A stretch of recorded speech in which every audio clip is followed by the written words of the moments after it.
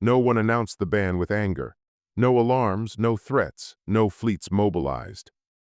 Just a single line, transmitted across every known system in the galaxy. Humanity is prohibited from participating in all galactic wars. At first, most species laughed. Humans were new. Technologically uneven, emotionally unstable. What threat could they possibly pose? But the laughter didn't last, because the ban wasn't symbolic, it was absolute. No human mercenaries. No human fleets. No human commanders allowed on any battlefield, defensive or offensive, not even as observers. On Earth, the message arrived without ceremony. No speech from alien envoys. No explanation. Just a legal classification stamped into galactic law, war participation, DENIED reason, and when disclosed, the human leadership demanded answers. They received silence. That silence disturbed the galaxy more than any declaration ever could, because bans were usually issued to the weak or the defeated. Humans were neither. Years earlier, humans had joined the galactic community cautiously. They traded, they explored, they learned, and they watched, especially during wars. The first time humans witnessed a galactic conflict, they said very little. They didn't cheer, they didn't condemn, they took notes. Alien commanders noticed something unsettling. Humans didn't focus on winning battles, they focused on ending wars. During the Carthel siege, a human advisor asked a question that unsettled the entire war council. "Why are you trying to destroy their fleet?" he asked calmly. "When you can destroy their reason to fight." The room went quiet. No species had framed war that way before. Soon after, humans were quietly removed from advisory roles, not expelled, just repositioned. Then came the second incident. A proxy war on the edge of known space. Humans were officially neutral. Unofficially, they were asked to help with logistics. The war ended 6 months early, not because of superior firepower, but because one side simply collapsed. Their supply chains failed, their alliances fractured, their morale evaporated. Alien analysts traced the collapse. Every line led back to human planning. No violations, no direct attacks, just pressure applied at the exact psychological fault lines. That was when concern began, but concern turned into fear during the third incident. The one no one talks about publicly. A minor border conflict escalated unexpectedly. Humans were present only as evac coordinators, unarmed, neutral. The war ended in 3 days, not with surrender. With mutual withdrawal, both sides walked away, convinced they had lost something more valuable than territory. Later analysis revealed something chilling. Humans hadn't defeated either side. They had convinced both that continuing the war would cost them their future. That was when the council convened in secret. No humans invited. The question wasn't if humans were dangerous, it was how. And that was when someone finally said it out loud. "Humans don't fight wars the way we do." A pause. "They fight wars the way wars fear." The report was never meant to be read aloud. It carried a restriction level so high that even most council members were barred from accessing it. But once the ban was issued, silence was no longer sustainable. The document had no dramatic title, just a designation, assessment, human strategic impact, no mention of weapons, no fleet numbers, no casualty estimates. That alone was unsettling. The opening line read, "Humans do not escalate conflict, they redefine it." The first case study was labeled Incursion Alpha. A war between two ancient empires, both technologically superior to humanity.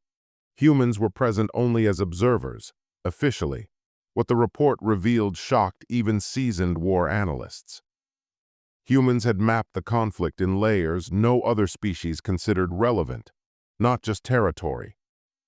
But cultural pressure points economic dependencies, historical grudges, psychological breaking thresholds. One alien general was quoted in the report. They didn't ask how to win the war. They asked what the war was built on. Humans began quietly asking questions. in trade halls, in diplomatic lounges, in off-record conversations. Questions like, who profits if this continues? What happens to your children if it doesn't stop? Who will still trust you afterward? No accusations, no threats, just questions. Within months, alliances began to strain, not because of betrayal, but because human logic made contradictions impossible to ignore. The report highlighted a critical realization. Humans didn't weaken enemies directly, they weakened certainty. The second case study was worse. Conflict Delta 7. Humans were hired as medics and evacuation planners, non-combatants. The war was expected to last decades. Instead, it collapsed in under a year. Why? Because humans redesigned evacuation routes. They prioritized civilians from both sides equally. No favoritism, no politics. Alien commanders protested. "This will make us look weak," one said. A human responder answered calmly, "Or human." Civilians began questioning the war. Soldiers hesitated. Propaganda stopped working. The report stated it bluntly, once humans enter a war zone, the narrative collapses. That sentence was underlined twice. The third case study was sealed. Even the summary was restricted. But one line was eventually leaked. Humans ended the conflict without firing a shot, and neither side noticed until it was over.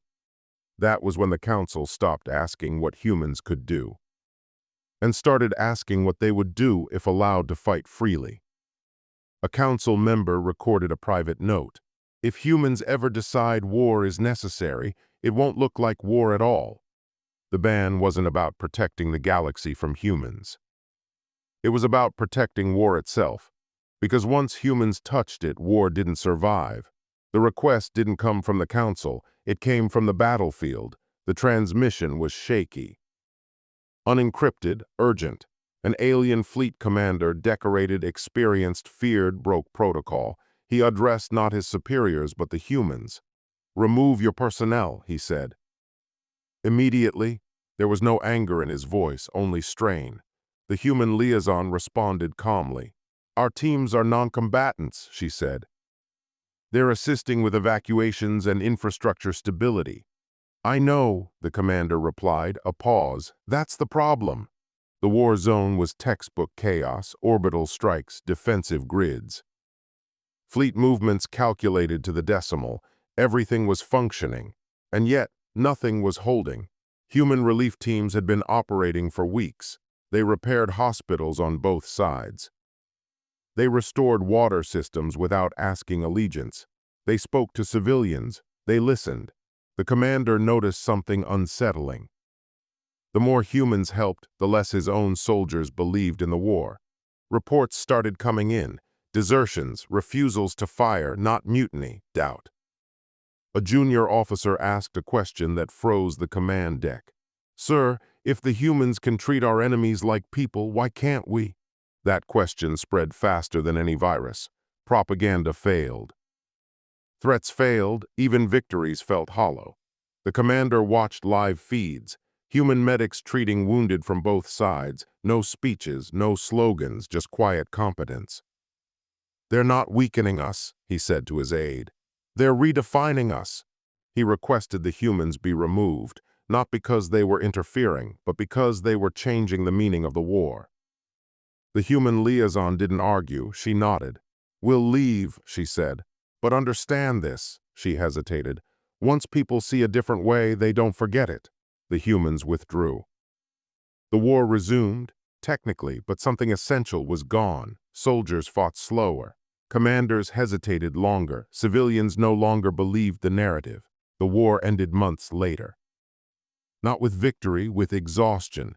In his final report, the commander wrote, "Humans are not a weapon, they are a question. And once asked, it cannot be unanswered." That report was marked evidence level black. The council added another line to the ban: no human presence in active war zones under any circumstances.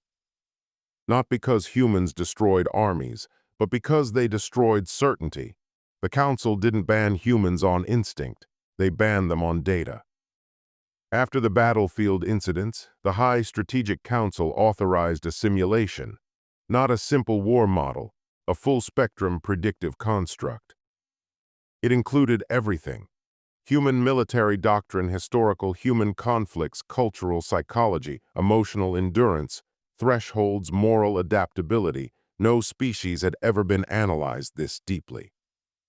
The goal was simple: what happens if humans are allowed to fight a galactic war? The simulation began conservatively. Humans were placed in a mid-tier power role, limited fleets, no superweapons, no political leverage. The outcome was unexpected. The humans didn't rush to attack. They waited. Observers noted the first anomaly at hour 12. Human units weren't positioning for victory. They were positioning for influence. At hour 36, the simulation paused automatically, not because of errors, because the system detected a collapse in alliance stability across all factions. The humans hadn't fired a shot, yet trade routes destabilized, treaties fractured, internal revolts spiked. The Council restarted the simulation. This time, humans were placed at a disadvantage. Surrounded, outnumbered, politically isolated, the result was worse. Human forces redirected effort away from survival. They focused on communication, leaks, narrative shifts. Enemy populations began questioning their leaders. Allies questioned their objectives. Even neutral systems began refusing participation. At 72 hours, the simulation flagged an unprecedented result.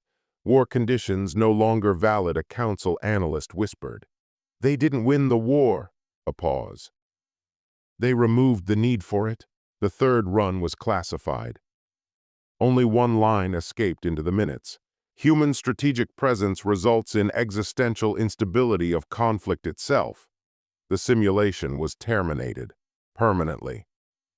One council member stood and spoke quietly. If humans ever decide war is necessary, a breath, they will not stop at victory. The chamber remained silent. The ban was finalized that day. Not debated, not voted on, because no one wanted to see the simulation finish. The human didn't find out about the ban from an official channel. There was no announcement, no diplomatic briefing. He found it buried inside a rejected application. War participation request. DENIED reason. Species restriction. At first, he assumed it was a mistake. Humans had served as advisors, engineers, medics. They had earned trust, or so he thought. He requested clarification. The reply came days later, short, cold, final. Humans are not permitted to engage in galactic warfare. No explanation. That bothered him more than the denial itself. The human Elias Ward wasn't a soldier anymore. He was a systems analyst. A planner, someone who believed wars could be shortened or avoided. He requested a hearing. Against advice, against protocol, the council almost refused, almost. When Elias stood before them, there were no weapons in the chamber, just distance. You banned us, he said calmly, not because we're weak. Silence. Not because we're dangerous in the way you understand. Still silence. One council member shifted. Another looked away. So I'll ask plainly, Elias continued. What are you afraid of? The chamber reacted instantly. Energy shields flared, security protocols engaged, not against him, against the question.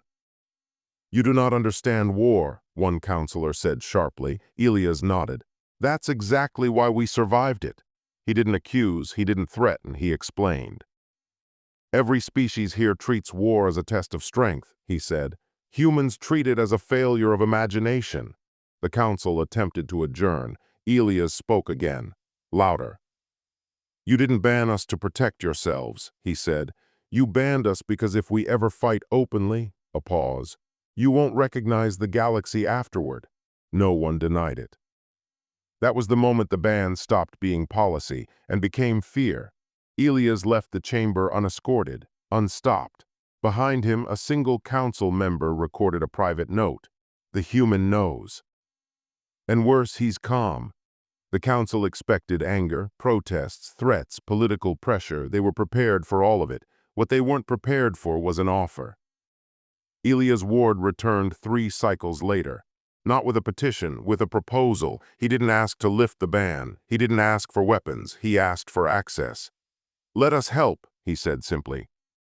Without fighting. The chamber reacted immediately. Confusion, alarm, suspicion. "You already do enough damage without combat," one counselor said. Elias nodded. "I know."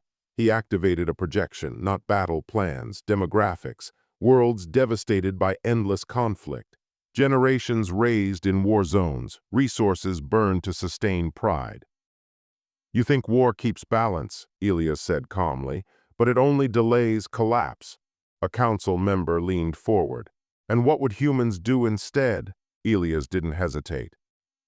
"We'd redesign the aftermath." Silence. "We don't end wars by winning them," he continued. "We end them by making them unnecessary." That sentence triggered emergency protocols. Not because it was a threat, but because it matched the simulations too closely. "You're describing influence warfare," a strategist said. "No," Elias replied. "I'm describing responsibility." The council accused him of manipulation. He accepted it. "Everything intelligent is manipulation," he said softly. "The question is whether it leads to survival."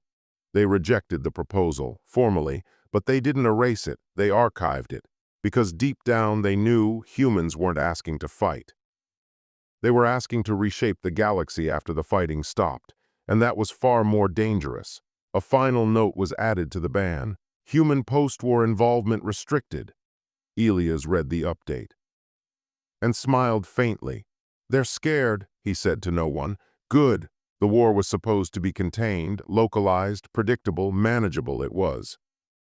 2 major coalitions clashed at the edge of galactic space.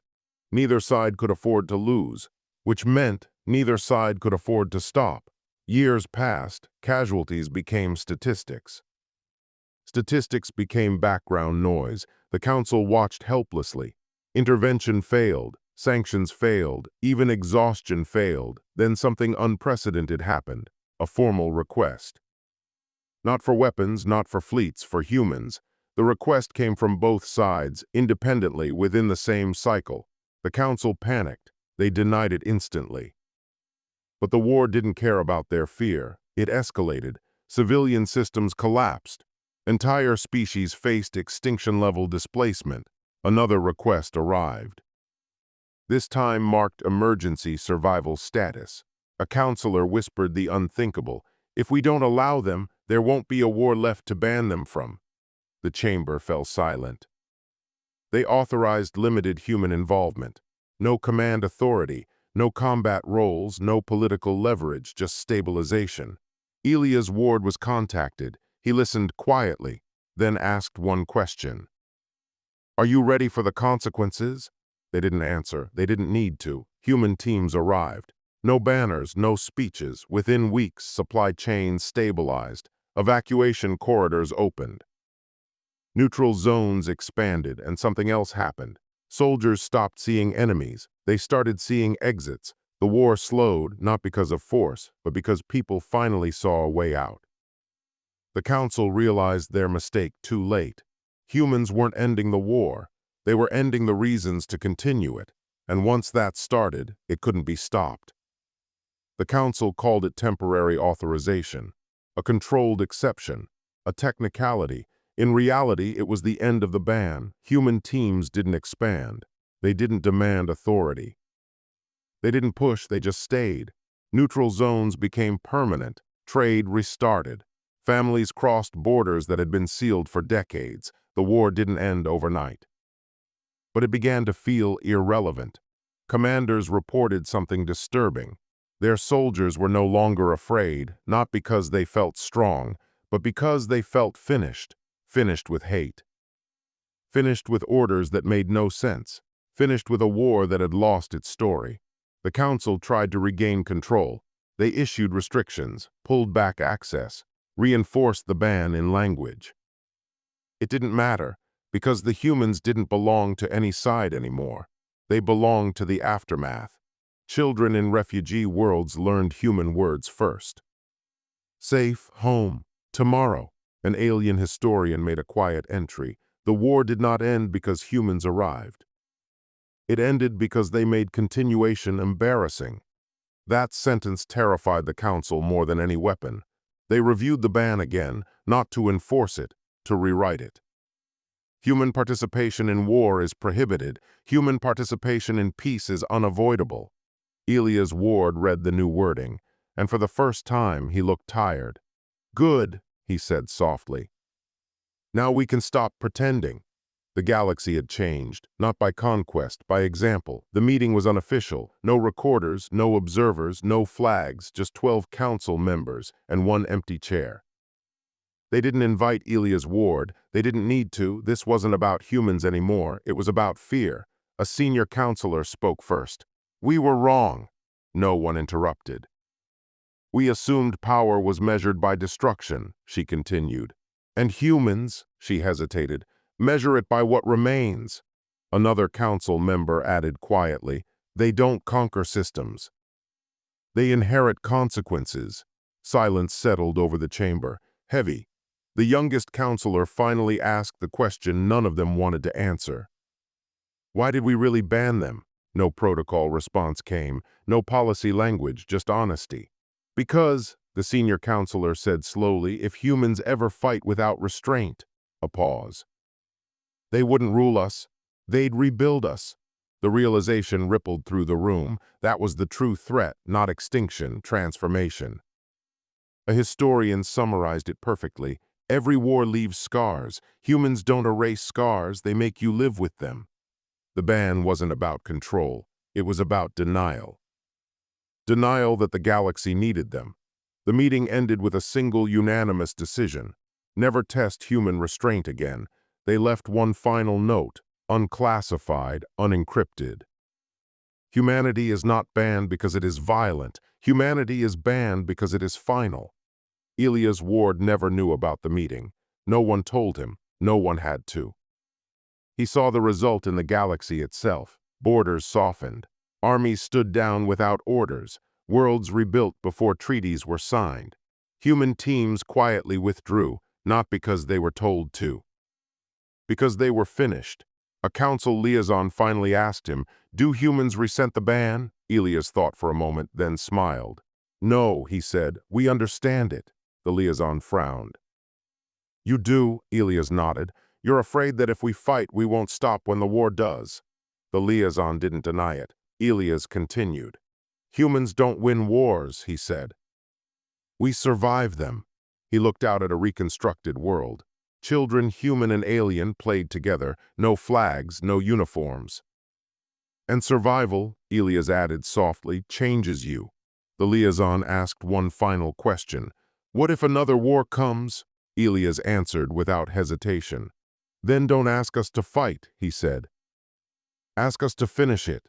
The ban remained, unbroken, unchallenged, not because humans accepted it, but because the galaxy finally did. Humanity was banned from galactic war, not for what it could destroy, but for what it would leave behind.